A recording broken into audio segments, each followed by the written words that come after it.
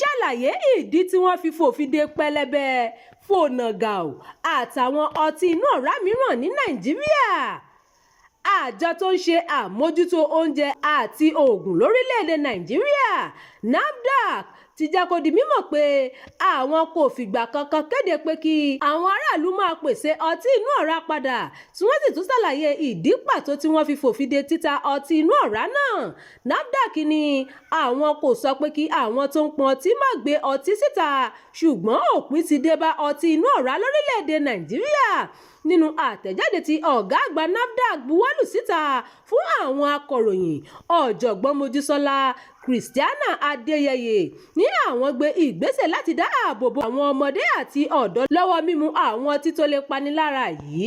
NAFDAC ti padà sí òfin tó tako títa ọtí inú ọ̀rá lórílẹ̀‐èdè Nàìjíríà pẹ̀lú àjọṣepọ̀ ilé ìgbìmọ̀ asòfin orílẹ̀‐èdè Nàìjíríà.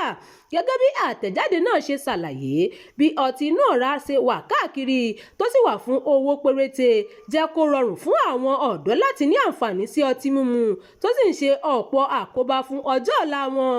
Adéyẹyẹ ní ọ̀pọ̀ òbí ni kò mọ̀ pé àwọn ọmọ mu ọtí inú ọ̀rá yìí nítorí ó kéré lọ́wọ́, owó rẹ̀ kò sì pọ̀ tó sì tún wà káàkiri. Ó fi kún pé ọ̀pọ̀ ìwádìí láti àwọn ilé ẹ̀kọ́ ló ń kan òun lóminú, tí olùkọ́ kan sì sọ pé akẹ́kọ̀ọ́ kan kò lè jókòó fún ìdánwò láì mu ọtí inú ọ̀rá.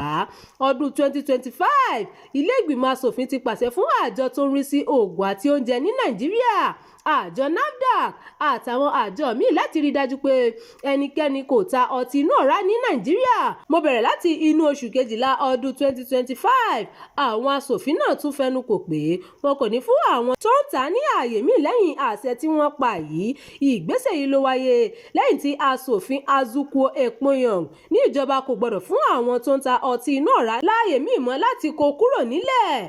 Oṣù kejìlá ọdún 2018 ọdún náà ní ìgbà àkọ́kọ́ tí ìjọba àtàwọn onírúurú àjọ buwọ́lu àdéhùn láti fòpin sí pípọn ọtí inú ọ̀rá, pàápàá àwọn ọtí tí ìwọ̀n rẹ̀ kò ju 200 ml lọ.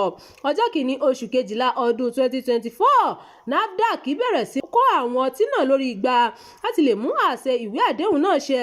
Oṣù kejì sí oṣù kẹfà ọdún 2024 ilé ìgbìmọ̀ asòfin dá sí ọ̀rọ̀ náà, wọ́n sì rọ NAFDAC láti dáwọ́ kíkó rẹ̀ kúrò lórí igbá dúró látàrí àwọn tí yóò pàdánù owó àti iṣẹ́ wọn, pàápàá ipa tí ìgbésẹ̀ náà yóò ní lórí ọrọ̀ ajé aráàlú tó ń tà. Oṣù karùn-ún ọdún 2024 NAFDAC gbẹ́sẹ̀ kúrò lórí àṣẹ náà fún ìgbà díẹ̀ títí di ìparí ọdún 2025 kí wọ́n lè ṣe ìpàdé pẹ̀lú gbogbo àwọn tí ọ̀rọ̀ náà kàn. Oṣù kọkànlá ọdún 2025 ilé ìgbìmọ̀ asòfin pa aláṣẹ fún NAFDAC kó bẹ̀rẹ̀ àṣẹ náà kó sì gbẹ́sẹ̀ lé ọtí inú ọ̀rá ní Nàìjíríà láì fún àwọn tó ń pọn àtàwọn tó ń ta ní àfikún gbèdéke míì mọ́ o. Ẹ ṣeun tẹ́ ń tẹ̀lé ìkànnì yìí, ẹ máa bá wa pín ká kí ẹ sì fi èròǹgbà yín sí abala àríwísí. Abdulkareem Nimos tó ti ń jábọ̀ ìròyìn.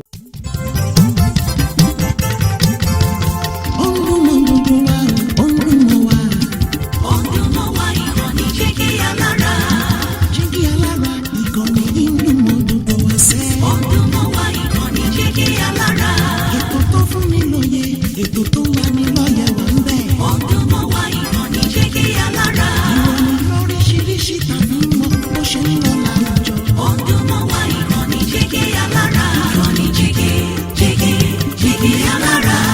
Jígí Alára. Jígí Alára.